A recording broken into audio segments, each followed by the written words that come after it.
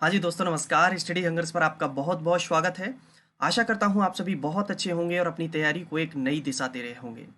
साथियों, हम आपसे डिस्कस कर रहे हैं NIOS बुक समरी, और इसमें हम डिस्कस कर रहे हैं आपसे बुक 501 का ब्लॉक वन। और ब्लॉक वन में भी 4 यूनिट हैं, जिसमें से पहली यूनिट हम आपसे डिस्कस कर चुके हैं। और आज हम जो डिस्कस करेंगे वो यूनिट सेकंड यानी कि इकाई 2 डिस्कस करने वाले हैं। इकाई 2 का नाम है भारतीय शिक्षा प्रणाली सेकंड। ठीक है, और इसकी कंप्लीट प्लेलिस्ट मैंने आपके लिए बना दी है, तो आप प्लेलिस्ट से क्या है कि वहाँ से देख सकते हैं। और बाकायदा जो वीडियो का थंबनेल होता है उस पर भी मेंशन कर देता हूँ मैं कि कौन सा नंबर का ये वीडियो है, तो सीक्वेंस वाइज आप वहाँ से देखते जाएं। आज हम जिन टॉपिकों को डिस्कस करने वाले हैं, चलिए एक नज़र उन पर डालते हैं। स्वतंत्र भारत में, यानी कि भारत स्वतंत्र हो चुका है, और स्वतंत्र भारत में जो शिक्षा के लिए आयोग गठित किए गए थे, जो समितियां बनाई गई थी, उन्होंने क्या क्या शिक्षा में सुधार हुए, उनसे क्या क्या उन्होंने सिफारिशें की, तो उनमें जानेंगे हम राधाकृष्णन आयोग, मुदालियर आयोग, महिला शिक्षा पर राष्ट्रीय समिति, कोठारी आयोग और यशपाल समिति। उसके बाद फिर हम जानेंगे राष्ट्रीय शिक्षा नीतियाँ, और दो एजुकेशन पॉलिसी यहाँ तक, नेशनल एजुकेशन पॉलिसी कौन कौन सी, तो 86 में और 1992। ठीक है, इनके ऊपर बात करेंगे। अगला हम बात करेंगे आपसे 8 वर्षीय प्रारंभिक शिक्षा प्रणाली की संरचना, और फिर हमारा एक और इम्पोर्टेंट फैक्ट आ जाएगा इसमें, क्या, NCF। तो इतने भी ये हमारे महत्वपूर्ण पॉइंट हैं, इनको हम डिटेल में आपके साथ डिस्कस करने वाले हैं। ठीक है, तो चलिए से स्टार्ट करते हैं। वीडियो थोड़े से लंबे ज़रूर रहते हैं, बड़े रहते हैं, क्योंकि डाटा ज़्यादा है, स्किप नहीं कर सकते, चीज़ों को छोड़ नहीं सकते हैं। ठीक है, और आपको पता ही है NIOS बहुत ज़्यादा इंपॉर्टेंट हो गया है, खासकर DSSB के लिए, है ना। तो चलिए, इससे पहले वाला जो यूनिट थी उसमें हमने क्या जाना था। इससे पहली वाली यूनिट में हमने देखा था कि प्राचीन समय में किस तरीके से जो गुरुकुल थे, गुरुकुलों में गुरु अपने शिष्यों को शिक्षा दिया करते थे, और अंग्रेज धीरे धीरे हमारे देश पर कब्जा करने लगे, और अंग्रेजों के समय में कुछ आयोग और समितियां बनी, उन्होंने किस हद तक शिक्षा में विकास किया, कहाँ तक किस चीज़ों में क्या क्या कमियां रह गईं, इन सब के बारे में बात होने वाली है अब। तो हमारा देश आज़ाद हो जाता है 15 अगस्त 1947 को, और किसी भी देश का विकास कब हो पाएगा, जब उस देश के नागरिक क्या होंगे, शिक्षित होंगे। तो चलिए यहाँ से स्टार्ट करते हैं। 26 जनवरी 1950 को हमारे देश में जो संविधान था हमारा लागू हो जाता है यहाँ पर, और संविधान का अनुच्छेद 45, इसमें प्रावधान रखा गया कि सरकार का दायित्व होगा कि संविधान के लागू होने के 10 वर्ष के अंदर देश के सभी बच्चों को, जब तक वे 14 वर्ष के नहीं हो जाते, निःशुल्क और अनिवार्य शिक्षा प्रदान की जाएगी। यानी कि ऐसा प्रावधान बनाया गया आर्टिकल 45 में कि अब आपका संविधान क्या है भैया, लागू हो चुका है, 10 वर्ष का आपको समय दिया जा रहा है, और 10 वर्ष के अंदर आपको इस तरीके के प्रावधान करने हैं जिससे जब तक बच्चा 14 साल का होता है तब तक उसे निःशुल्क और अनिवार्य शिक्षा मिले।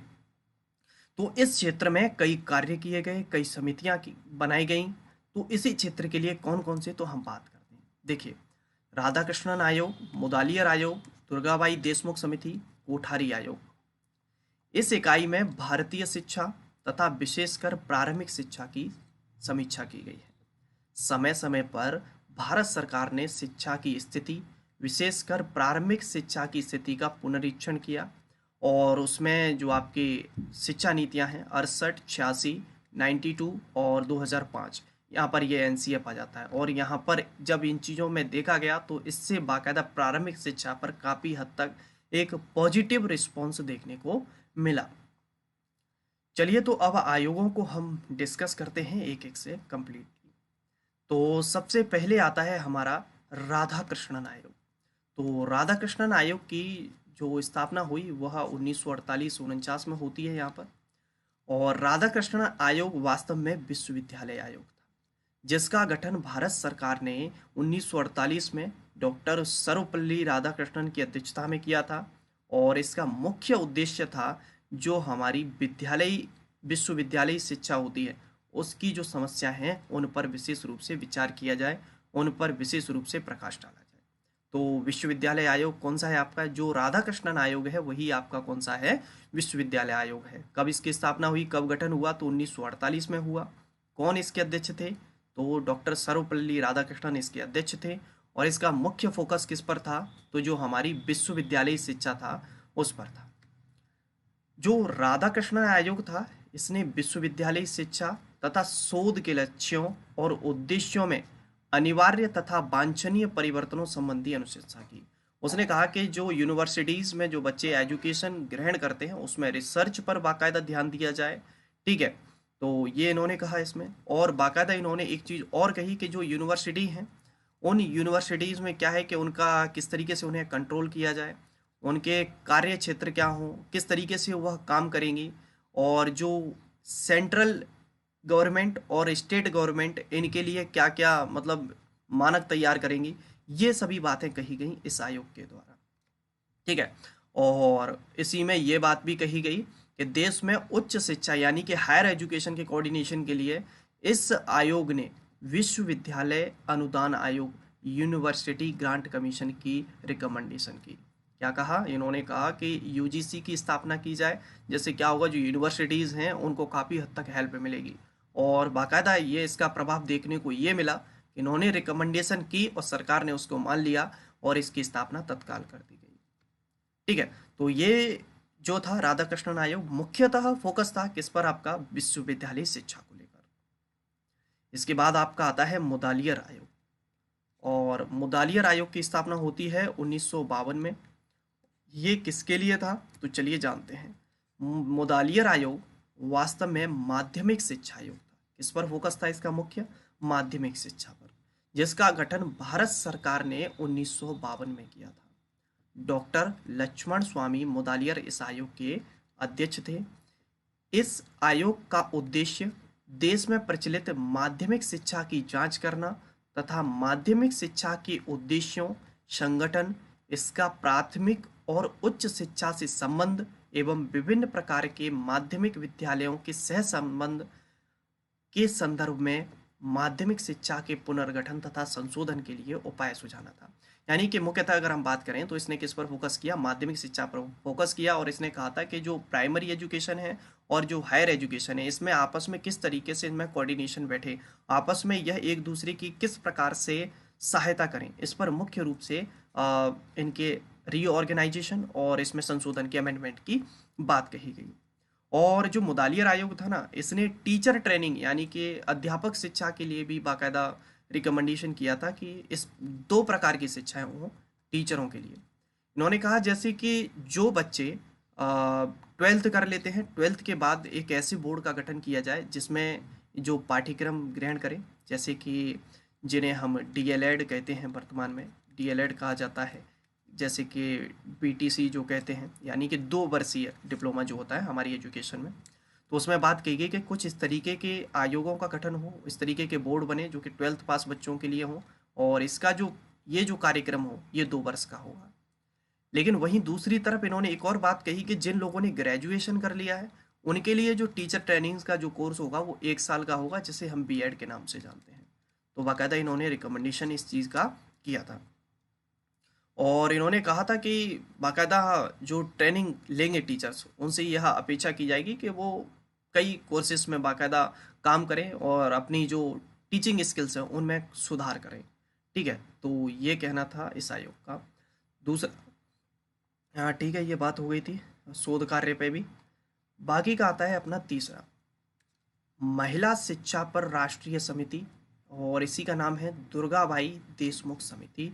1958 में इसकी स्थापना की गई। इम्पोर्टेंट है बहुत। देखिए, अगर हम बात करें हमारे देश की जो आज़ादी है, सॉरी, जो जनसंख्या है वो लगभग 50-50% है, यानी कि 50% तो एक तरफ देखें तो पुरुष हैं और 50% वहीं दूसरी तरफ महिलाएं हैं, लड़कियां हैं। तो शुरुआत से ही अगर देखा जाए तो कहीं ना कहीं हर क्षेत्र में महिलाओं के साथ भेदभाव होता हुआ आया है। हम चाहते हैं कि ज़्यादा से ज़्यादा हम कोशिश करते हैं कि पुरुष आगे बढ़े, लेकिन ऐसा नहीं हो सकता जब तक समाज में दोनों जेंडर इक्वलिटी नहीं होगी, जब तक लैंगिक समानता नहीं होगी, तब तक हम एक अच्छे समाज की कल्पना नहीं कर सकते, तब तक हम नहीं सोच सकते कि हमारा देश विकसित होगा, आगे बढ़ेगा। तो जब इस चीज़ को देखा गया और बाकायदा इस चीज़ के लिए राज्य सरकारों ने मतलब एक कमेटी, एक पैनल ऐसा गठित किया गया। चलिए जानते हैं क्या किया गया। जुलाई 1957 में योजना आयोग के शिक्षा संबंधी चयन पैनल ने सिफारिश की कि प्रारंभिक, माध्यमिक और प्रौढ़ स्तरों पर लड़कियों की शिक्षा की प्रकृति से संबंधित प्रश्न के विभिन्न पक्षों की जांच करने और यह मालूम करने कि क्या वास्तव में जो वर्तमान शिक्षा प्रणाली है वो महिलाओं के लिए हेल्पफुल है भी या नहीं, उनका डेवलपमेंट कर पा रही है या नहीं। तो इसके लिए बाकायदा 1957 में ये रिकमेंडेशन हुआ था और 1958 में इस समिति का दुर्गाबाई देशमुख समिति का गठन किया गया। ठीक है। और इसकी जो अध्यक्षा बनाई गई वह श्रीमती दुर्गाबाई देशमुख बनाई गई और इस समिति ने अपनी रिपोर्ट जो है वो 1958 में प्रकाशित की। इसने अनुशंसा की कि लड़के और लड़कियों की शिक्षा में समानता लाने को उच्च प्राथमिकता दी जानी चाहिए। उसने कहा हाई प्रायोरिटी पे रखो ना, दोनों को इक्वली रखो। अगर आप लड़कों को भी पुरुषों को शिक्षा दे रहे हो तो वहीं दूसरी तरफ आप महिलाओं को और लड़कियों को भी इक्वलिटी पर शिक्षा दीजिए। इन्होंने बाकायदा इस चीज़ की भी रिकमेंडेशन की थी। इस समिति ने मिडिल स्कूल स्तर पर सहज शिक्षा की सिफारिश की। इन्होंने कहा कि 8th क्लास तक तो ठीक है, आप जो को एजुकेशन प्रोवाइड कराते हैं वो ठीक है, मतलब वहाँ तक तो सहज शिक्षा चले, अच्छा है। लेकिन वहीं दूसरी तरफ इन्होंने कहा कि जैसे हाई स्कूल स्तर तक की बात आती है तो उन्होंने कहा कि लड़कियों के लिए क्या होने चाहिए, सेपरेट स्कूल होने चाहिए। वहाँ पर क्या हुआ कि जो आपका सिलेबस का दायरा है वह और विस्तृत हो जाता है और जो महिला अध्यापिकाएं हैं वह लड़कियों को बेहतर तरीके से उस चीज़ को एक्सप्लेन कर सकती हैं जिससे उनका एक अच्छे लेवल तक विकास हो पाएगा। तो ये बात बाकायदा इसमें कही गई। ठीक है, तो ये हो जाता है हमारी ये समिति किस लिए आई थी। अगला आता है हमारा कोठारी आयोग। ठीक है, तो इसके आप शॉर्ट नोट्स भी बना सकते हैं जो इम्पोर्टेंट फैक्ट है ना। और जैसे ये एक्चुअली कंप्लीट 4 यूनिट का ये होता है, 4 यूनिट जैसी कंप्लीट होंगी। इसकी ये जो मार्क वाली ये जो PDF है वो मैं टेलीग्राम चैनल पर शेयर कर दूंगा। ठीक है, तो कोई भी अपडेट होते हैं क्लासेस से रिलेटेड या कोई भी और नए अपडेट आते हैं उसके लिए आप हमारा टेलीग्राम चैनल ज्वाइन कर लेना, तो आपको वहाँ से कोई भी अपडेट मिल जाते हैं। ठीक है, तो अगला बात करते हैं कोठारी आयोग। 1964 और 66 विभिन्न समितियों एवं आयोगों की अनुशंसाओं तथा शिक्षा में परिवर्तन लाने के लिए जो प्रयास किए गए उनसे जो भारत सरकार थी वो काफ़ी हद तक खुश नहीं थी। उसने ऐसा अनुभव किया कि एक ऐसी व्यापक शिक्षा नीति का निर्माण किया जाए जिससे शिक्षा के सभी क्षेत्र शामिल हों। और यहीं पर उन्होंने 1964 में भारत सरकार ने डॉक्टर DS कोठारी की अध्यक्षता में शिक्षा आयोग का गठन किया जिसका उद्देश्य शिक्षा के विकास में सभी स्तरों व पक्षों के लिए सामान्य सिद्धांत व नीतियां तथा शिक्षा की राष्ट्रीय रूपरेखा पर सरकार को सलाह देना था। यानी कि एक ऐसा आयोग बनाया गया जिसमें ये एजुकेशन से रिलेटेड क्या है, एक नेशनल लेवल पर प्लान तैयार करेगा। ठीक है, और बाकायदा इसके लिए क्या किए गए, इन्होंने बताया कि अलग अलग से विभिन्न शैक्षिक क्षेत्रों के लिए जैसे कि विद्यालयी शिक्षा, हायर एजुकेशन, तकनीकी शिक्षा, कृषि शिक्षा आदि के लिए बाकायदा टास्क फोर्स बनाए गए, स्पेशली अलग से टीम बनाई गई जो इसके लिए कार्य करेंगी। ठीक है, कार्यबल तथा कार्य समूहों की रिपोर्टों के आधार पर ये अलग से टीम बना दी गई और उनको कार्य सौंप दिए गए कि आप इनकी रिपोर्ट हमें सौंपेंगे। और जब आयोग ने कुछ महत्वपूर्ण मुद्दों के विस्तार से गहन रूप से जांच की, जब ये जो टास्क फोर्स बनाए गए थे इन टास्क फोर्सों ने अपनी अपनी रिपोर्ट बाकायदा आयोग को सौंप दी। आयोगों ने देखा कि इसमें कहाँ कहाँ कमी है, कहाँ कहाँ सुधार की आवश्यकता है। ठीक है, आयोग की यह इच्छा थी कि लोगों को राष्ट्रीय विकास में भागीदार बनना चाहिए। इस आयोग की रिपोर्ट का यही आधार है। अगर हम फाइनल कंक्लूजन की बात करें तो इस जो आयोग था, इस आयोग में ये बात कही गई कि मतलब एक लोग इस तरीके से डेवलप हों कि पूरे के पूरे देश को, पूरे के पूरे राष्ट्रीय विकास को अपने साथ लेकर चलें, लोगों में इस तरीके की सोच विकसित हो, ये बात कही गई इसके अंदर। ठीक है, बाकी का इसके अंदर और भी कई सिफारिशें इसके अंदर बताई गई, जैसे कि जान लेते हैं कुछ। उत्पादकता वृद्धि के लिए बात कही गई। इसमें कहा गया कि विज्ञान को शिक्षा और संस्कृति का मुख्य घटक बनाया जाना चाहिए, सामाजिक रूप से सामान्य शिक्षा के एक अभिन्न भाग के रूप में रखना चाहिए।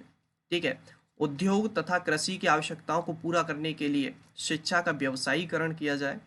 विश्वविद्यालयों में वैज्ञानिक तथा प्रौद्योगिक शोध तथा शिक्षा में सुधार लाने के लिए बात कही गई। आधुनिकीकरण की प्रक्रिया को लागू करने की बात कही गई। सामाजिक तथा राष्ट्रीय एकता के प्रोत्साहन के लिए बात कही गई। राष्ट्रीय मूल के इंक्लूजन के लिए बात कही गई। ज़्यादा कुछ ये खास पॉइंट नहीं है, इसलिए मैं ज़्यादा इस पर विस्तृत बात नहीं कर रहा हूँ। ठीक है, बाकी का पीडीएफ है, आप जनरली रीड करना चाहते हैं कि सर हमें तो पूरी की पूरी A to Z रीड करना है, तो बिल्कुल कर सकते हैं, आप स्वतंत्र हैं, कोई भी रोक टोक नहीं है ना। चलिए, आयोग ने एक सार्वजनिक शिक्षा की एक सामूहिक विद्यालय प्रणाली का समर्थन किया जिसमें जाति, धर्म या सामाजिक स्थिति के आधार पर बिना किसी पक्षपात के सभी को निःशुल्क प्राथमिक शिक्षा देने का प्रावधान है। इसी आयोग ने सामूहिक विद्यालय प्रणाली को कार्यान्वित करने के लिए कई उपाय सुझाए गए। तो आपसे क्वेश्चन पूछा जा सकता है कि किस आयोग ने सार्वजनिक शिक्षा की एक सामूहिक विद्यालय प्रणाली का समर्थन किया? तो बता देंगे कि नहीं बता पाएंगे आप? ठीक है, तो याद रखें आप। चलिए और देखते हैं, आगे बढ़ते हैं। चलिए, तो ये बात इसमें हो गई बाकायदा, और कुछ इसमें ज़्यादा खास मिला नहीं। हाँ, पिछले 50 वर्षों से भारत इस दिशा में कार्यरत है, परंतु अभी तक पूर्ण सफलता प्राप्त नहीं कर पाया है। निश्चित रूप से सुधार की यह प्रक्रिया थोड़ी धीमी है। देखिए, आप देख पा रहे हैं कि तमाम आयोग गठित हुए, तमाम समितियां गठित हुई, उसके बाद भी शिक्षा के क्षेत्र में हम जो सुधार चाह रहे थे, जो चीज़ें हम चाह रहे थे, वो अभी तक नहीं हो पाई। और अंतिम इसमें एक और कमेटी बनाई गई, यशपाल समिति, जो कि 1992 में बनाई गई। और इस समिति ने क्या कार्य किए जानते हैं। 1992 में भारत सरकार ने प्रोफेसर यशपाल की अध्यक्षता में एक राष्ट्रीय सलाहकार समिति का गठन किया, जिसका कार्य विद्यालयी बच्चों पर से शैक्षिक बोझ को कम करने के उपाय सुझाना था। यानी कि गवर्नमेंट ने देखा कि बच्चों पर जो एजुकेशन का बोझ है वो बहुत ही ज़्यादा बढ़ता हुआ जा रहा है, तो इस तरीके का कुछ नया प्लान तैयार किया जाए जिससे बच्चों पर शैक्षिक जो बोझ है उसको कम किया जा सके। ठीक है, और इन्होंने बाकायदा माना इस चीज़ को, और इसमें बाकायदा इन्होंने सुधार भी किया। अपितु बोझ की समस्या इसलिए भी है कि हम वास्तविक योग्यता सक्षमता के विकास की तुलना में बच्चों की अर्हताओं या डिग्रियों को अधिक महत्व देते हैं। जब इन्होंने बाकायदा इस चीज़ पर रिसर्च की और इन्होंने पाया, निष्कर्ष निकाला, देखा कि भैया हमारे भारत में तो मुख्य रूप से फोकस किया जाता है कि आपके बच्चे की कितनी परसेंट बनी, कि हमारे की 85, कि हमारे की तो 90 बनी है, पड़ोसी की कितनी बनी कि 98 बनी है, किसी की कितनी बनी है कि 99 बनी है। इस पर फोकस किया जा रहा है, डिग्रियों पर कि कितने पास हैं, कि बीएससी किए हुए हैं, एमएससी किए हुए हैं, बीएड किए हुए हैं, एमएड किए हुए हैं। उसके बाद कर क्या रहे हैं कि साहब कुछ रोजगार ही नहीं है। तो बात यह है, हमारे वहाँ जो मेन एबिलिटी क्या है, उसकी मेन योग्यता क्या है, किस क्षेत्र में वो बेहतर करना चाहता है या कर सकता है, उस चीज़ पर कभी कैपेबिलिटी पर ध्यान दिया ही नहीं जाता। मेन फोकस किस पर किया जाता है? डिग्रियों पर।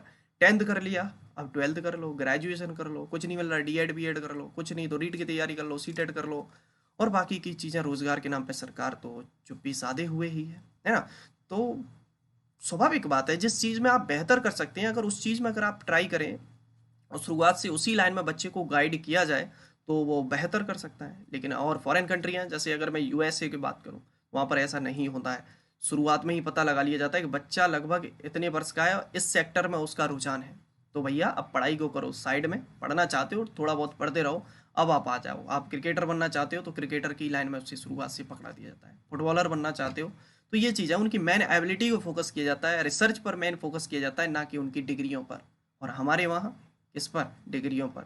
और इसका संबंध किससे है? ज्ञान विस्फोट, नॉलेज एक्सप्लोजन तथा पकड़ लेना, कैचिंग अप संलक्षण से है। समिति का यह विचार रहा कि पाठ्यचर्या निर्माण तथा पाठ्य पुस्तकों को तैयार करने का इस प्रकार विकेंद्रीकरण कर दिया जाए ताकि इस प्रक्रिया में अधिक अध्यापक, एजुकेटर तथा विशेषज्ञ अधिक स्वायत्ता के शामिल हो सकें।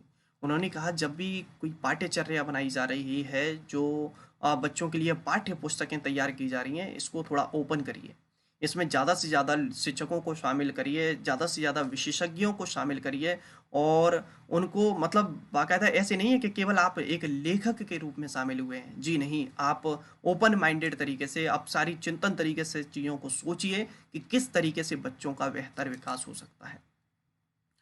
ठीक है, इसके विपरीत समिति ने सहयोग, सामूहिक क्रियाकलाप तथा सामूहिक उपलब्धियों को प्रोत्साहित करने की सिफारिश की, क्योंकि इनसे विद्यालयों में सहयोगात्मक अधिगम को बढ़ावा मिलता है।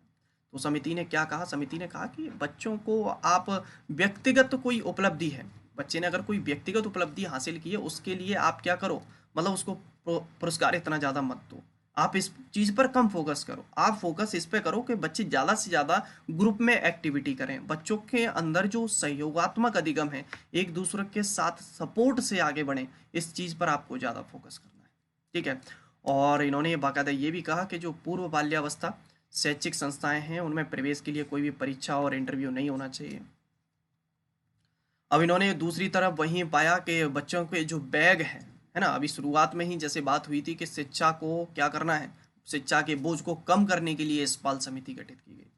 तो इन्होंने बाकायदा पाया, इन्होंने कहा कि बच्चों का जो बैग है भैया वो भारी भरकम हो जाता है किताबों की वजह से, तो आपको डेली किताबें नहीं लानी हैं।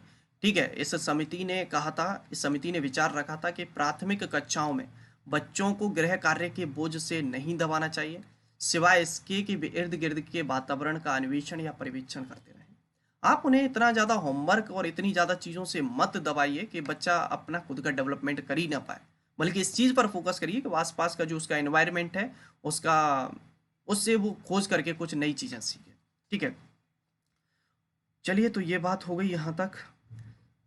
समिति द्वारा यह सुझाव दिया गया कि प्राथमिक कक्षाओं में सभी विषयों में पाठ्यचर्या तथा पाठ्य पुस्तकें अवधारणा आधारित हों। उन्होंने बाकायदा बताया भी था कि जैसे जो प्राथमिक स्तर की कक्षाएं हैं उनमें किस तरीके से बुक प्रिपेयर्ड हो। तो उन्होंने बताया कि जो भाषा की किताबें हैं उन भाषा की किताबों में मुहावरे और काल्पनिक कहानियाँ, कविताएं, ये सभी चीज़ें शामिल हों। जो विज्ञान की किताबें हैं उनमें प्रयोगीकरण और वास्तविक जीवन अवस्थितियों पर विश्लेषणात्मक चिंतन का प्रावधान हो। जो सामाजिक विज्ञान यानी कि सोशल साइंस की किताबें हैं उनमें हिस्ट्री, ज्योग्राफी को फोकस किया गया। और उसके बाद आगे इन्होंने बताया कि जब आप 6 to 8 तक की बात करेंगे तो जो इतिहास की किताबें हैं, इन इतिहास की किताबों में आप स्वतंत्रता संग्राम तथा स्वतंत्रता प्राप्ति के पश्चात हुए विकास पर बल दिया जाए। नागरिक शास्त्र को पाठ्यक्रम को समसामयिक अध्ययन से प्रतिपादित कर दिया जाए तथा भूगोल के अध्ययन को समसामयिक यथार्थता के साथ जोड़ दिया जाए, यानी कि आपकी डेली लाइफ से, डेली रूटीन से इन चीज़ों को जोड़ दिया जाए। ऐसी बुकों के लिए रिकमेंडेशंस किए, किसने किए? तो यशपाल समिति ने बताया कि इस तरीके से आप बुकों को प्रिपेयर अगर करेंगे तो बच्चों का एक बेहतर विकास हो सकेगा। बाकायदा इन्होंने ये भी बताया कि इन्होंने ये विचार भी रखा था कि गांव लेवल पर, ब्लॉक लेवल पर और डिस्ट्रिक्ट लेवल पर शिक्षा समितियां बननी चाहिए, जो अपने अपने जिनका जो अधिकार क्षेत्र आता है वहां पर जाएं और उन स्कूल्स के लिए योजना बनाएं, उनका पर्यवेक्षण करें, उनकी रिस्पॉन्सिबिलिटीज़ लें कि कहाँ पर किन चीज़ों में क्या क्या कमियां हैं और उनमें सुधार करें। ठीक है। तो ये मुख्यतः बात थी यशपाल समिति के बारे में। ठीक है। तो यशपाल समिति यहाँ पर जो है वो कंप्लीट हो जाती है। अब आती हैं हमारी राष्ट्रीय शिक्षा नीतियाँ, यानी कि नेशनल एजुकेशन पॉलिसी। मुख्यतः अगर हम बात करें तो अभी तक जो हमारी राष्ट्रीय शिक्षा नीति आई हैं वो 3 आई हैं। स्टार्टिंग में जो था वहाँ गलती थी तो थोड़ा सा सुधार करना, जैसे वहाँ 92 लिखा था एक, तो वो सुधार हुआ है, वो नहीं, मुख्य नहीं है। ठीक है। 1968 में आई थी, 1986 में, और एक अब आपकी तीसरी नई शिक्षा नीति आई है 2020 में। ठीक है। 2020 में जो राष्ट्रीय शिक्षा नीति है तीसरी, इसके ऊपर लेक्चर अपलोडेड है, तो वो आप लोग देखना चाहें तो देख लेना, उसकी लिंक मैं इसी वीडियो के डिस्क्रिप्शन में दे दूंगा। ठीक है, क्योंकि इसी से जुड़ा हुआ टॉपिक है तो वहाँ से क्लियर हो जाएगा आपका। दूसरा 1968 में आई, इसने क्या विचार रखे, और 1986 में जो शिक्षा नीति आई उसने क्या विचार रखे, तो चलिए जानते हैं। सबसे पहले हम जानते हैं राष्ट्रीय शिक्षा नीति जो 1968 में आई थी, नेशनल एजुकेशन पॉलिसी 1968। इस नीति ने शैक्षिक विकास का पथ तैयार किया, जिसका उद्देश्य 14 वर्ष तक के बच्चों के लिए अनिवार्य शिक्षा के लक्ष्य को पूर्ण करना था, जैसा कि भारत के संविधान में व्यवस्था की गई थी, अभी आपने पढ़ा था आर्टिकल 45 में। साथ ही शिक्षकों के लिए एक बेहतर प्रशिक्षण और योग्यता प्रदान करना भी इसका मुख्य उद्देश्य था। इस नीति के अंदर जो मुख्य बिंदु थे वो क्या थे, उनके ऊपर हम एक नज़र डालते हैं। सबसे पहले बात करें तो निःशुल्क तथा अनिवार्य शिक्षा की बात कही गई। 14 वर्ष तक की आयु के सभी बच्चों के लिए निःशुल्क और अनिवार्य शिक्षा प्रदान करने के लिए गंभीर प्रयास किए जाएं। विद्यालयों से विद्यमान अपव्यय, जो फालतू की फिजूल खर्चे, उसको रोका जाए, और गतिरोध यानी कि स्टैग्नेशन या ठहराव, जहाँ पर बच्चे एक ही कक्षा में कई वर्ष लगा लेते हैं, मतलब पास ही नहीं हो पा रहे हैं आगे, इस चीज़ को कम किया जाए। और यह सुनिश्चित करना कि प्रत्येक बालक जो विद्यालय में प्रवेश पाता है निर्धारित पाठ्यक्रम को सफलतापूर्वक पूर्ण करता है या नहीं, या उससे पहले ही विद्यालय को छोड़ देता है। ठीक है, तो ये चीज़ भी है। अध्यापकों की स्थिति, पारिश्रमिक और शिक्षा की बात कहेगी कि टीचरों के लिए बाकायदा एक समाज में एक अच्छा स्थान प्रदान करना, मतलब एक रेस्पेक्टेबल चीज़ हो, शिक्षक को एक अच्छे नज़रिए से लोग देखें इस पोस्ट को। दूसरा, उनकी सैलरी की बात ये कही गई कि जितनी वो मेहनत करते हैं उस हिसाब से उन्हें पारिश्रमिक मिले, और उनको किस तरीके से क्या उनके लिए शिक्षा हो टीचर्स के लिए, वो भी बात कही गई। भाषाओं के विकास की बात कही गई, जहाँ पर क्षेत्रीय भाषाओं का विकास, माध्यमिक स्तर पर त्रिभाषा फॉर्मूले की भी बात कही गई। जो त्रिभाषा फॉर्मूला था उसमें बात कही गई कि जो आपकी क्षेत्रीय भाषा हैं, जैसे कि क्षेत्रीय भाषा या मैं कहूँ मातृभाषा लेवल पर, तो एक तो भाषा के अंदर ये आया। ठीक है, दूसरा आया राष्ट्रीय भाषा, जो आपकी नेशनल लैंग्वेज हो, जैसे कि हिंदी में बात कही गई। ठीक है, और तीसरी जो बात कही गई वो कही गई कोई एक अंतर्राष्ट्रीय भाषा हो, इंटरनेशनल लैंग्वेज हो, तो वहाँ पर अंग्रेजी की बात आ जाती है, इंग्लिश की बात आ जाती है। ठीक है, तो ये त्रिभाषाई फॉर्मूला था। अगला है शैक्षिक अवसरों का समकरण। ठीक है, इस उद्देश्य की पूर्ति के लिए क्षेत्रीय संतुलन को ठीक करना, सभी विद्यालयों में बच्चों के मेरिट के आधार पर प्रवेश सुनिश्चित करना तथा समाज के जो सुविधा वंचित वर्गों के हितों का संरक्षण करना। तो एक प्रॉपर एक ऐसा प्लान तैयार होना चाहिए, बच्चों के जो स्कूल की जो मेरिट निकल के आई है उस आधार पर बच्चों को अगली क्लास में प्रमोट किया जाए, उनको प्रवेश दिया जाए। साक्षरता तथा प्रौढ़ शिक्षा को प्रचारित करना, तो ज़्यादा से ज़्यादा फोकस करना है लोगों को साक्षर करने पर। प्रौढ़ शिक्षा मतलब जो लोग पढ़ नहीं पाए हैं, मतलब एक मिड एज में पहुंच गए हैं, शादी विवाह हो गए, 40-50 के आसपास की बात करें, पढ़ नहीं पाए, तो उनके लिए बाकायदे ऐसे कार्यक्रम आयोजित कराए जाएं जिससे बच्चों मतलब इन लोगों को ज़्यादा से ज़्यादा नॉलेज दी जा सके एजुकेशन की। पुस्तकों का उत्पादन की बात कही गई कि अच्छी क्वालिटी वाली पुस्तकें बनाई जानी चाहिए, है ना। खेलकूद और क्रीड़ा पर फोकस किया गया, बाकायदा स्पोर्ट्स पर फोकस किया जाए, है ना। और अंशकालिक शिक्षा तथा पत्राचार माध्यम, डिस्टेंस एजुकेशन की भी इसमें करिकुलम तैयार किया जाए कि कई बच्चे नहीं आ पा रहे हैं तो उसके लिए इस तरीके के प्लान तैयार किए जाएं। तो ये तो बात होती है राष्ट्रीय शिक्षा नीति 1968 की। ठीक है, तो ये छोटी सी, ज़्यादा कुछ खास बात नहीं है, जो जो पॉइंट इंपॉर्टेंट है अंडरलाइन किए हैं उनको आप विशेषतः ध्यान दे लें। अगली बात आती है राष्ट्रीय शिक्षा नीति 1986। इसमें क्या बात कही गई, तो इस नीति की विशेषता राष्ट्रीय एकता पर जोर तथा पाठ्यचर्या के 10 सार भाग तत्व हैं। क्या हैं ये 10 सार भाग तत्व, चलिए चलते हैं इन पर डिस्कस करते हैं। इस नीति के मुख्य लक्षणों में निम्नलिखित सम्मिलित हैं। ये जो दूसरी शिक्षा नीति थी 86 वाली, इसमें क्या क्या बात कही गई, तो सामान्य शैक्षिक संरचना, ठीक है, 10 अभ्यंतर कोर तत्वों के साथ राष्ट्रीय पाठ्यचर्या रूपरेखा, सभी के लिए समान शैक्षिक अवसर हो, प्रौढ़ शिक्षा को प्रोत्साहन मिले, शिक्षा में वैज्ञानिक तथा प्रौद्योगिकीय विकास का उपयोग, ऑपरेशन ब्लैक बोर्ड, अधिगम के न्यूनतम स्तर, गति निर्धारक नवोदय विद्यालय स्थापित किए जाएं, शिक्षा का व्यवसायीकरण, अध्यापक की स्थिति को उभारना, सामाजिक, आर्थिक, सांस्कृतिक तथा वातावरणीय मामलों में बोध उत्पन्न करना, और शिक्षा में उत्तरदायित्व। लगभग दोनों में सेम ही बात कही गई, कोई ज़्यादा स्पेशली कुछ ऐसी चीज़ नहीं कही गई जिससे शिक्षा को एक काफ़ी अच्छे लेवल तक उठा दिया जाए। हाँ, जो अभी तीसरी शिक्षा नीति आई है उसमें काफ़ी हद तक बात है, लेकिन उसको लागू होने में बहुत लंबे समय लगेगा, मतलब ज़मीन तक आने में, समझ रहे हो। लागू तो हालांकि स्टेट गवर्नमेंट हर करती जा रही है उसको।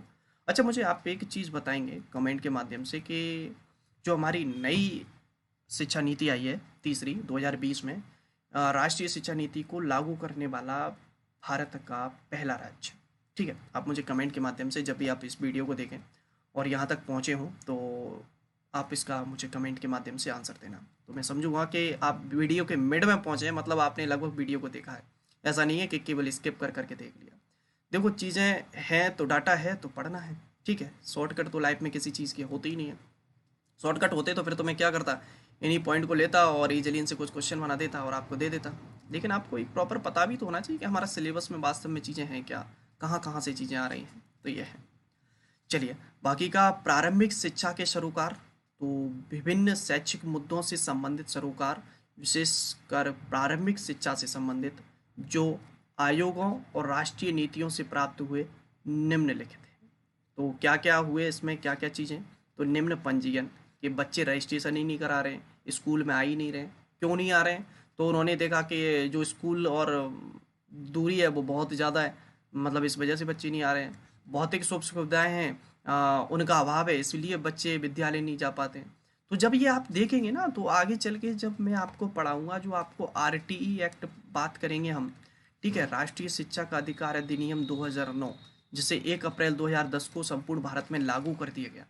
जब हम ये आपको पढ़ाएंगे ना, तो आप देखेंगे कि गवर्नमेंट ने ये प्लान किया, ये तमाम चीज़ों की कमियां निकल कर आई, तभी तो गवर्नमेंट ने कहा कि हर 1 किलोमीटर पे प्राइमरी स्कूल होगा, हर 3 किलोमीटर पर मिडिल स्कूल्स होंगे, है ना। इतनी जो अब उन्होंने कहा कि बच्चों के लिए सर फीस के लिए पैसे नहीं है, तो उन्होंने कहा कि निःशुल्क शिक्षा का प्रावधान किया जाए। उन्होंने कहा कि कपड़ों के लिए नहीं है तो वो अवेलेबल कराए जाएँ, कि दूर पड़ जाता है स्कूल तो साइकिल अवेलेबल कराए जाएँ, कि खाना की दिक्कत आती है, सुबह खाना नहीं बन पाता, तो उन्होंने कहा कि मध्याह्न भोजन आपको वहीं मिलेगा, कि और कि थोड़ा बहुत और कुछ जुगाड़ हो जाए। तो भैया तमाम सरकार के द्वारा जो भी व्यवस्थाएं की जानी थी वो लगभग की गई हैं, ठीक है। क्यों? क्योंकि जब इन चीज़ों पर देख देख पा तो रहे हैं आप यहाँ पर, जो चीज़ों में धीरे धीरे कमियां निकल के आई, उनका कंक्लूजन लास्ट में यही निकला कि सुधार किया गया बाकायदा उसमें। बीच में विद्यालय को छोड़ने वाले विद्यार्थियों की ऊंची रेट, ड्रॉप आउट रेट जो जिसे कहते हैं, ठीक है, तो ये बहुत ज़्यादा है। क्यों है? क्योंकि कई बच्चे विद्यालय में बहुत से कारणों के कारण आप क्या करते हैं, अपनी पढ़ाई को बीच में छोड़ देते हैं। कई बच्चे ऐसे हैं जो गरीब हैं, परिवार में हेल्प के लिए क्या करते हैं, अपने माता पिता के साथ जो भी उनका काम धंधा है उसमें उनका हाथ बटाते हैं, पैसा कमाते हैं। दूसरा, लड़कियां की जब बात आती है, तो लड़कियां क्या है कि बच्चे घर में कोई छोटे हैं तो उनकी देखभाल के लिए उनके माता पिता उनको घर पे छोड़ जाते हैं, तो कहते हैं बेटा विद्यालय जाकर क्या करोगी, है ना। तो ये भी एक मुख्य रोल है ड्रॉप आउट रेट का, ठीक है। कम योग्य या अप्रशिक्षित अध्यापकों के कारण, जो टीचर ज़्यादा योग्य नहीं हैं, अनट्रेंड हैं, गांव में रहने वाले बच्चों को क्वालिटी एजुकेशन नहीं दे पाते हैं, जिसकी वजह से भी क्या हो जाते हैं बच्चे, मतलब पिछड़ जाते हैं। ये भी चीज़ है। चलिए, थोड़ा सा वीडियो हैंग ऐसा लगता है मुझे, कि शायद पहला वाला वीडियो थोड़ा सा हल्का सा हैंग था, लेकिन आप मेरे फेस पर उस पर ज़्यादा इतना ध्यान ना देकर आप वॉइस पर देखेंगे तो शायद वॉइस तो प्रॉपर थी, मतलब जो चीज़ अंडरलाइन कर रहे हैं उसके साथ वॉइस की कनेक्टिविटी थी। कई बार ऐसा हो जाता है।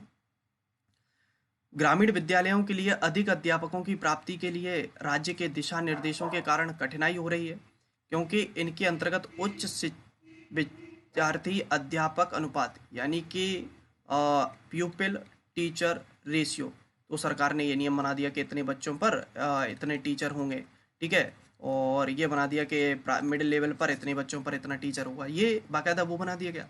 अब बाकायदा आपने ये बना दिया तो टीचर भी तो उसके अकॉर्डिंग चाहिए, तो टीचर भी नहीं है, तो ये भी चीज़ देखने को मिली, है ना। तो चलिए, ये छोटी छोटी चीज़ें हैं, ज़्यादा कुछ खास नहीं है। बाकी का लैंगिक असमानता को दूर किया जाए, लैंगिक विषमता जो है उसको दूर किया जाए, ठीक है। शहरी और ग्रामीण लेवल पर जो भेदभाव है उसको समाप्त किया जाए।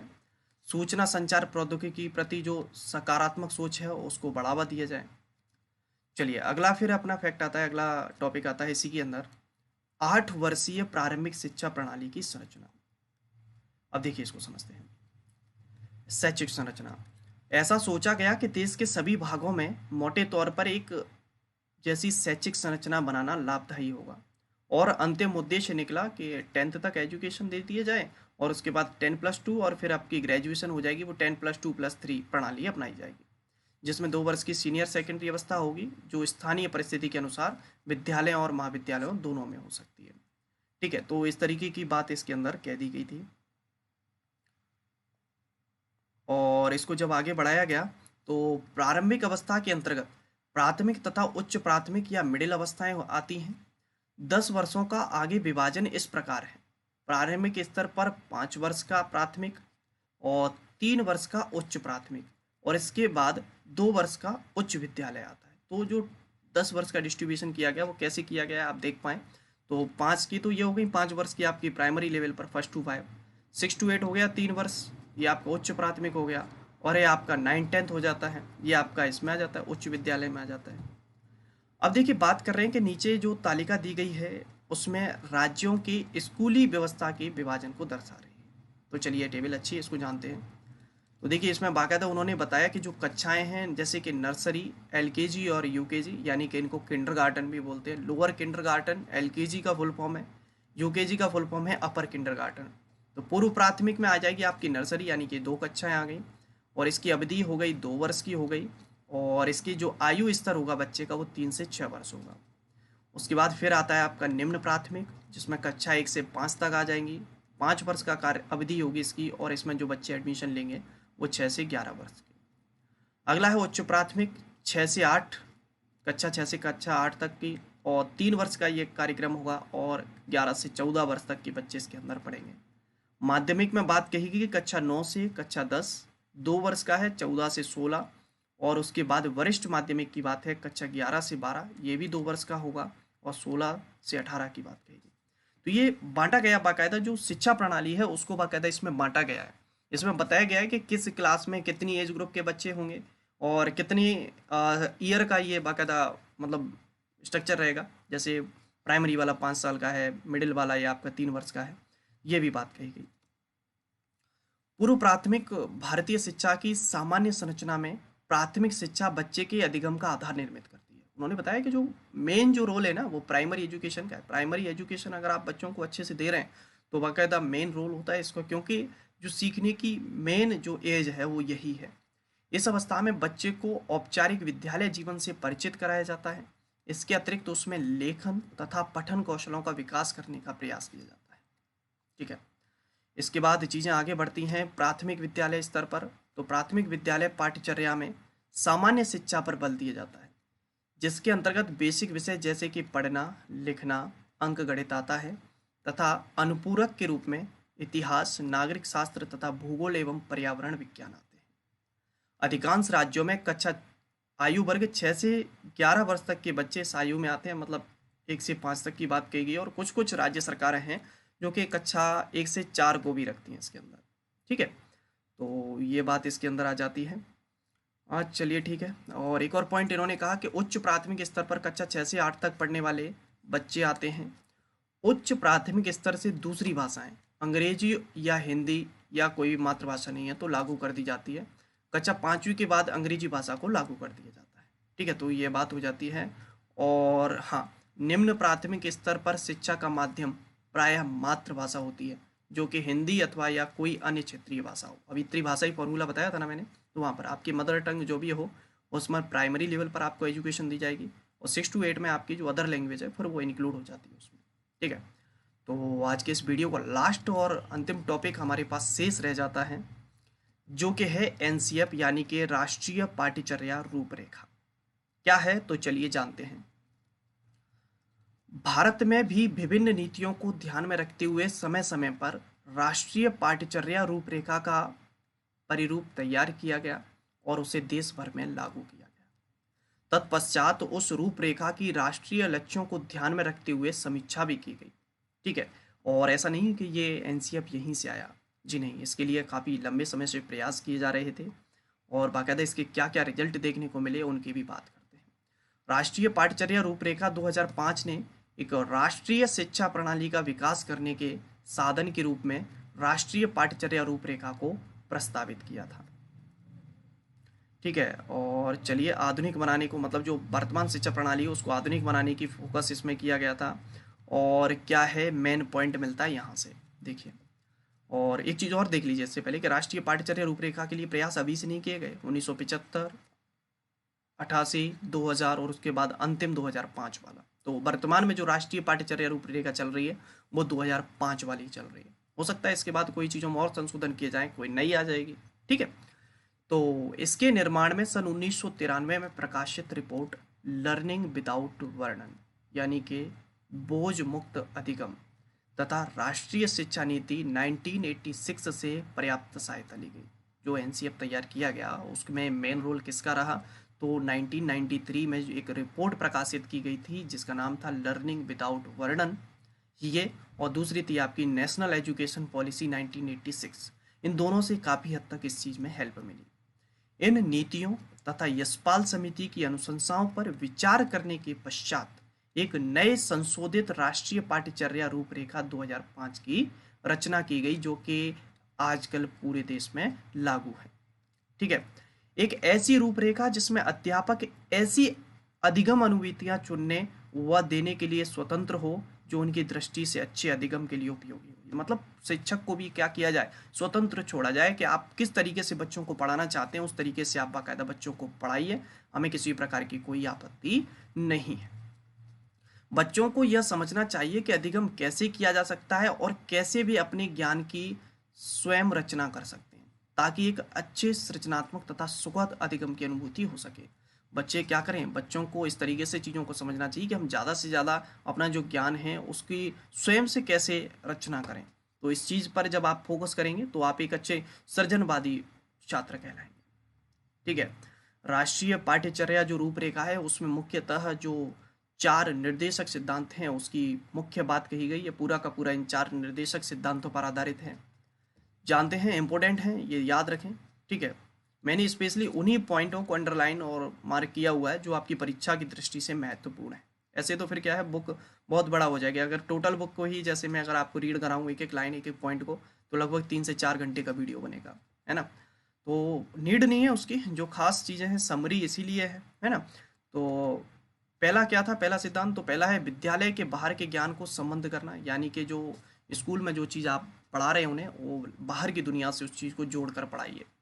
यह सुनिश्चित किया जाए कि अध्येता रटंत विधियों से दूर हो, यानी कि पढ़ाई को रटंत प्रणाली से मुक्त किया जाए।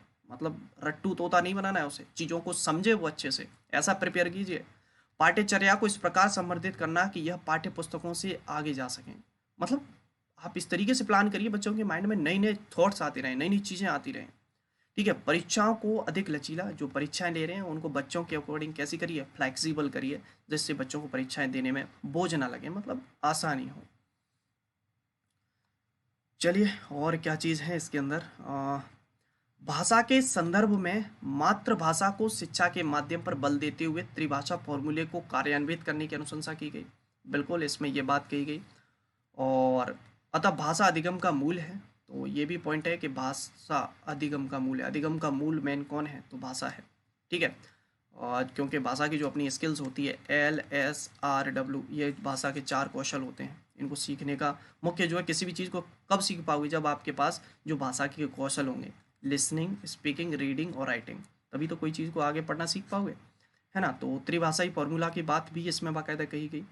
और ये जो NCF 2005 था, ये इसके जो मुख्य अध्यक्ष थे, मतलब जिनको इसकी रिपोर्ट के लिए मुख्य बनाया गया, वो थे प्रोफेसर यशपाल, जो कि आप ऊपर देख चुके हैं, यशपाल समिति जिन्होंने दी थी। ठीक है, और इसका जो मुख्य बिंदु था, मतलब मुख्य उद्देश्य आप देख सकते हैं, तो इसका मुख्य जो आधार बनाया गया, मुख्य सूत्र फॉर्मूला कह सकते हैं, तो वो था एजुकेशन विदाउट बर्डन, यानी कि शिक्षा बिना बोझ के। अंग्रेजी, गणित तथा विज्ञान 3 ऐसे केंद्रीय विषय होते हैं जिनमें बहुत सारे बच्चे, लगभग 50% से ज़्यादा बच्चे क्या हो जाते हैं, फेल हो जाते हैं। अब फेल हो गए तो बाकायदा क्या है, इन चीज़ों पर, इन कमियों पर आपको क्या करना है, ध्यान देना है। ध्यान देना है मतलब बाकायदा उनके लिए विद्यालय जो हैं उनमें प्रयोगशालाएं होनी चाहिए, लैब होनी चाहिए, लाइब्रेरीज होनी चाहिए, वर्कशॉप होनी चाहिए, जहाँ पर बच्चे इन चीज़ों को जाएँ, प्रैक्टिकली चीज़ों को करेंगे, तो मतलब बच्चों के फेल होने के चांसेस हैं वो बहुत हद तक कम हो जाएंगे। गणित अधिगम, जब बच्चों को आप गणित सिखाएंगे तो बच्चों में गणित सीखने से चिंतन करने की और तर्क करने की शक्ति को क्या मिलता है, बढ़ावा मिलता है। बच्चे अपनी समस्याओं को अच्छे से सुलझा पाएंगे, अपनी समस्याओं का समाधान कर पाएंगे और उनके अंदर अमूर्त चिंतन का विकास हो सकेगा। तो इस तरीके से आपको बच्चों को गणित पढ़ाना है। ठीक है, इसमें पाठ्यचर्यात्मक स्थल तथा अधिगम स्रोतों पर भी चर्चा की गई, जिसमें पाठ्य पुस्तकें, पुस्तकालय, शैक्षिक प्रौद्योगिकी उपकरण और प्रयोगशालाएं शामिल हैं। मतलब कुछ बेसिक जो सुविधाएं हैं वो बाकायदा हर विद्यालय के अंदर होनी चाहिए, है ना। जैसे लाइब्रेरीज मेन हो जाती है। ठीक है, और इसका जो मुख्य शीर्षक था, वो मुख्य शीर्षक क्या था, लर्निंग विदाउट बर्डन, यानी कि बोझ मुक्त अधिगम या शिक्षा बिना बोझ के। ठीक है, बोझ मुक्त अधिगम नामक रिपोर्ट में सिलेबसों तथा पाठ्य पुस्तकों के परिरूप में एक मुख्य परिवर्तन की अनुशंसा की गई कि जब चीज़ों में बदलाव करना है तो बाकायदा आपका जो सिलेबस है, जो आपकी पाठ्य पुस्तक है, उनमें भी बदलाव की आवश्यकता है। ठीक है, तो ये बात इसके अंदर कही गई। अगला चलिए बात करते हैं आगे। बच्चे अपनी अवस्थाओं तथा आवश्यकताओं के आलोचनात्मक प्रेक्षक होते हैं अतः उनकी शिक्षा और भविष्य के अवसरों से संबंधित चर्चाओं और समस्या समाधान करने में उन्हें भागीदार बनाना चाहिए। जब भी बच्चों के आप फ्यूचर की बात कर रहे हैं या शिक्षा की बात कर रहे हैं तो बाकायदा उसमें उनका भी रोल रखिए। ऐसा नहीं है कि आपने ही डिसाइड कर दिया, नहीं, उनको रोल रखिए, क्योंकि वो मेन अपनी चीज़ों के बारे में खुद सोच तो पाएंगे कि ये चीज़ मैं अच्छे से कर पाऊंगा या कर पाऊंगी। ठीक है, तो ये बात इसके अंदर आ जाती है। राष्ट्रीय पाठ्यचर्या रूपरेखा के दिशा निर्देशों का अनुसरण करते हुए लगभग सभी राज्यों में एक नई पाठ्यचर्या का निर्माण किया गया तथा उसे लागू किया गया। साथ साथ एनसीईआरटी ने भी सभी विषयों पर नई पाठ्य पुस्तकें तैयार की जो कि इन शैक्षिक सुधारों, दर्शन तथा पद्धति पर आधारित हैं। जब 2005 आ गया था तो बाकायदा एनसीईआरटी जो है हमारा, उसने बाकायदा इस चीज़ पर ध्यान दिया और सुधार किया गया चीज़ों में। पाठ्यचर्या को संपादित करने की जो कुल अवधि है वो 200 दिन निर्धारित की गई। जो बच्चों को आप गृह कार्य देंगे उसका ब्यौरा बाकायदा बताया गया कि किस तरीके से आप बच्चों को गृह कार्य देंगे, होमवर्क। तो उन्होंने पहली चीज़ तो ये कही कि कक्षा 2 तक आप कोई गृह कार्य देंगे ही नहीं, तो ये इंपॉर्टेंट है। प्राथमिक विद्यालय की कक्षा 2 से, जब आप कक्षा 2 तक तो दे ही नहीं रहे, 3 से 5 तक जब आप दोगे, कक्षा 3 से 5 तक, तो 2 घंटा प्रति सप्ताह के हिसाब से आप दोगे। माध्यमिक विद्यालय में 1 घंटा प्रतिदिन या 5 से 6 घंटे प्रति सप्ताह के हिसाब से होमवर्क उन्हें दोगे। उच्च तथा उच्चतर माध्यमिक विद्यालयों में 2 घंटे प्रतिदिन या 11 से 12 घंटे प्रति सप्ताह के हिसाब से दोगे। तो यहाँ पर ये होमवर्क का विभाजन बताया गया है, किस तरीके से बच्चों को आप होमवर्क उपलब्ध कराएंगे। तो कक्षा 2 तक तो कोई होमवर्क देना ही नहीं है, लेकिन फिर भी लगे हुए हैं, है ना। तो चलिए ठीक है, ये बेसिक बात इसके अंदर हो जाती है। और एक और लास्ट पॉइंट हो जाता है, राष्ट्रीय पाठ्यचर्या रूपरेखा 2005 तथा एनसीईआरटी द्वारा तैयार किए गए सिलेबस तथा विभिन्न राज्यों के लिए उनकी पाठ्यचर्या, पाठ्यक्रमों तथा नई पाठ्य पुस्तकों के नवीकरण के लिए मार्गदर्शक दस्तावेजों का कार्य कर सकते हैं। जो कि एनसीएफ 2005 है और जो एनसीईआरटी द्वारा जो सिलेबस तैयार किया गया है वो हर स्टेट गवर्नमेंट की जब बुक प्रिपेयर्ड होंगी तो उनके लिए एक मार्गदर्शक की भूमिका अदा करेगा। तो ये कंप्लीट हमारी सेकेंड यूनिट थी।